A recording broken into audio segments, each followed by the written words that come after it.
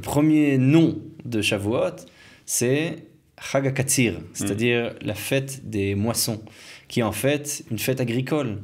Le rapport de la fête, c'est un rapport à la terre, c'est un rapport terrestre.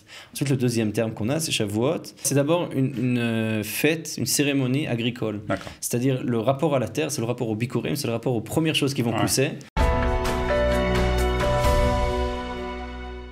Et nous allons parler à présent de la fête de Shavuot qui approche à grands pas, et nous allons essayer de comprendre aussi un peu plus le sens de cette fête avec le Rav Samuel Elikan qui est dans notre studio. Merci d'être avec nous, c'est le Rav Elikan.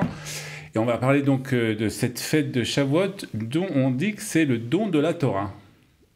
Alors effectivement, on le dit, mais est-ce que c'est vrai? Matan Torah, non? Alors c'est ce qu'on dit dans la prière, on dit Zman Matan Torotenu. Et chaque fête, elle a son temps.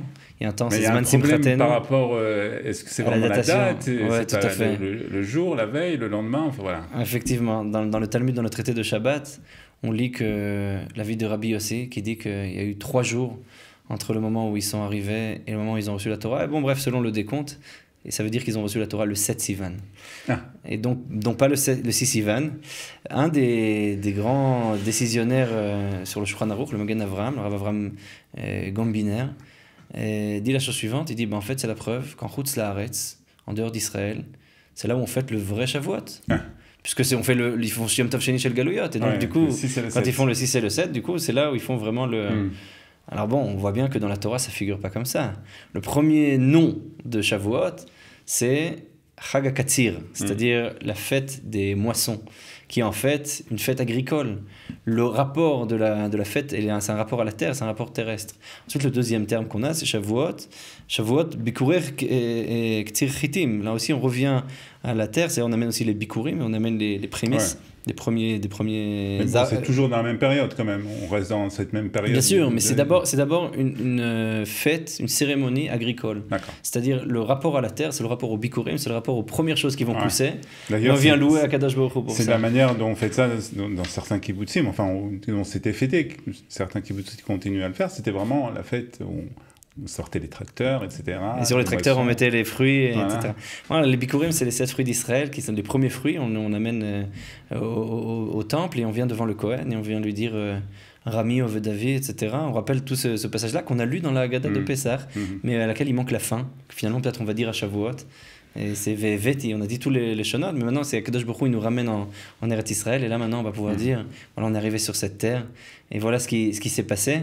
C'est un rapport profond à la terre. Alors pourquoi? Alors c'est le 5, le 6 ou le 7? Alors c'est déjà à l'époque du Sanhédrin et à l'époque du Temple, ça variait, puisque finalement le jour pouvait changer en fonction de comment on faisait le Hibur HaChodesh, en fonction des témoins qui venaient voir la lune, et donc du coup ça pouvait changer.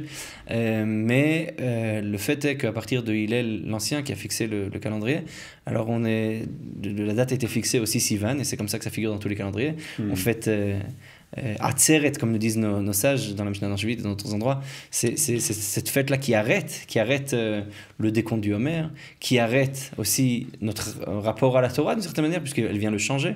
Il y a différentes significations au terme de Atzeret.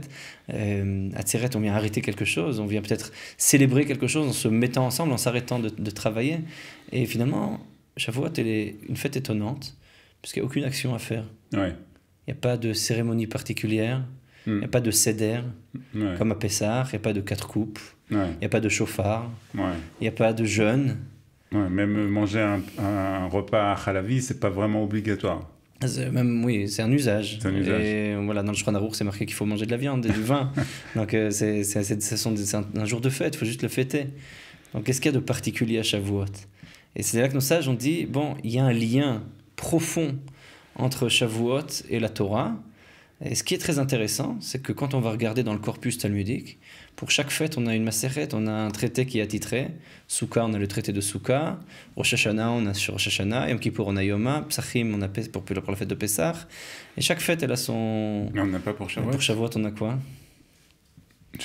On n'en a pas Le traité de Shavuot. C'est quoi le traité de Shavuot? Ça parle des... Il y a un usage comme ça chez les chassidim d'étudier le traité de Shavuot, les traités qui est lié à la chevoie, c'est-à-dire les promesses, les vœux, les vœux que les personnes elles font. C'est un vœu que je vais jurer de faire.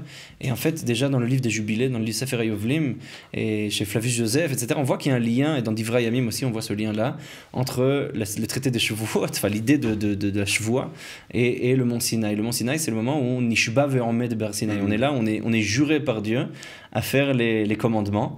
Et c'est pas anodin que des gens étudient justement ce traité-là à ce moment-là, mais de manière ontologique. Il n'y a pas de traité de Shavuot. Et c'est lié au fait que c'est une fête qui est un peu une fête agricole dans le sens où elle nous relie à la terre. On va revenir au Bikurim, on va revenir à Dieu, et en fait c'est un moment où on est complètement consacré à Dieu, à tel point que le Talmud va dire dans le traité de Psachim 68b que à Atzeret il faut aussi se rappeler de profiter de nous-mêmes, d'avoir aussi une jouissance, un plaisir de la fête, parce que c'est pas un moment qui est consacré que à Dieu. D'accord. Et en fait, si on réfléchit à ça, c'est une idée du Chiddushei Harim, le grand-père du Sfat Emet, de Gour, qui disait que chaque fête, elle nous a donné quelque chose. À Pessah, on a reçu le corps, on a reçu le fait d'être un peuple. Et donc, on vient célébrer ça par toutes sortes d'actions qui viennent marquer le corps, le fait de boire du vin, la matzah, etc. On vient l'amertume, on va relever les sens, parce que c'est ça qu'on a reçu. On a reçu nos sens. On était des esclaves et on arrive à revenir à un corps. À Sukkot, on a reçu les Hanane Kavod, on a reçu cette notion de protection divine et de présence divine, et on a reçu une spiritualité, on a reçu la terre aussi, d'une certaine manière, et donc on va prendre ces éléments de la terre et on va les élever pour se rapprocher de Dieu. Et c'est ça qu'on vient célébrer. On vient célébrer justement ça par ces événements-là. Mais à Shavuot, on a reçu quoi? La Torah. Alors si on a reçu la Torah, il faut qu'on marque ça par le da'at, par la sagesse. Et donc du coup, ça passe uniquement par l'étude, par la prière, par la joie qu'on va ressentir. Et donc ça, je dis oui, mais il faut aussi quand même manger. C'est-à-dire il faut quand même se rappeler que ça doit aussi passer par là. Et cette idée-là que la Torah a été reçue à Shavuot, elle vient combler, entre guillemets, un manque qu'il y avait. Puisque finalement, à l'époque du Second Temple, on voit que nos sages, de manière très forte, commencent à lier le concept de Matan Torah à Shavuot, alors que dans la Torah, ça figure pas. Et jusqu'à l'époque du Second Temple, on n'a pas tellement ce lien-là. C'est vraiment uniquement une fête agricole. Oui, mais d'ailleurs, le Akedat Yitzhak, Rabbi Yitzhak Arema, il note que dans la Torah, c'est pas marqué à quel jour on a reçu la Torah. Il n'y a pas de fête du don de la Torah à Shavuot. Alors lui, il dit, parce que la Torah, c'est quelque chose qui est reçu chaque jour. C'est un don constant, et c'est pour ça qu'on prie tous les jours, on dit, dans la bénédiction de la Torah, noten la Torah. Dieu qui donne la Torah, il la donne de manière constante, il la donne de manière sempiternelle. Ça vient toujours, c'est là, c'est sans arrêt, c'est redondant, et c'est infini. Et en fait, c'est un don constant et novateur chaque jour, et c'est la volonté d'accepter la Torah. Et finalement, c'est quoi la différence entre Simchat Torah et Matan Torah? Finalement, on fait la même chose. Torah, c'est là, on reçoit la Torah, et à Simchat Torah, on fête la Torah. Alors, ça veut dire quoi? Alors, on a deux fêtes finalement qui viennent dire la même chose. Il y en a une, on a fini de lire la Torah, et l'autre, on est joyeux, et l'autre, on fête le fait d'avoir reçu la Torah. Mais si nous dit, comme le dit Rabbi Yitzhak Arema, c'est pas marqué dans la Torah, et on fête le don de la Torah tous les jours. Pourquoi il a fallu noter ce temps-là? Mais c'est ça qui est intéressant. Rashi sur le verset dans Bereshit, Yom Hashishi, le sixième jour, la création était finie. Il dit c'est quoi Yom Hashishi, ce sixième jour, avec un Heya Yedia qui vient de dire c'est celui-là, là. On vient le marquer précisément, c'est ce sixième jour-là. Il dit c'est le jour qui a été voué au don de la Torah. C'est-à-dire le 6 Sivan avait été voué, même si de facto on n'a pas reçu la Torah le 6 Sivan mais le 7. Alors ça change rien, nous dit Rashi, finalement, c'est un temps qui était voué, et c'est ça qu'on vient célébrer. On vient célébrer la volonté divine de nous donner la Torah, pas le fait qu'on l'ait reçue ou qu'on en est joyeux ou qu'on l'ait fini de la lire. Ça c'est Simchat Torah. Simchat Torah qui malheureusement ces derniers temps a été teinté d'un autre sens, mais parce que c'est l'acceptation. Le Simchat Torah, c'est l'acceptation de ce qu'on a. Mais Shavuot c'est autre chose. Shavuot c'est accepter la volonté divine, dans le sens où on est content que Dieu a voulu nous donner la Torah. Donc peu importe, on n'a pas besoin d'une date précise pour ça, c'est ce que vous essayez de dire? On n'a pas besoin d'une date précise pour dire la réception de la Torah, hein, mais le don de la Torah, on a besoin d'une date. C'est pour ça que ça s'appelle Matan Torah et non pas Kabbalat Torah. C'est pas le jour de la réception de la Torah, c'est le jour du don de la Torah. C'est le jour où Dieu a voulu nous donner. Et une autre explication qui figure chez un grand banquier, qui était le Rav Baruch Halevi Epstein, le fils du Aruch HaShulchan, qui dit la chose suivante. Il dit que dans son Torah Tmima, dans son commentaire Torah Tmima, il dit Zman, c'est pas un temps fixe. Zman, c'est approximatif. Donc c'est une période.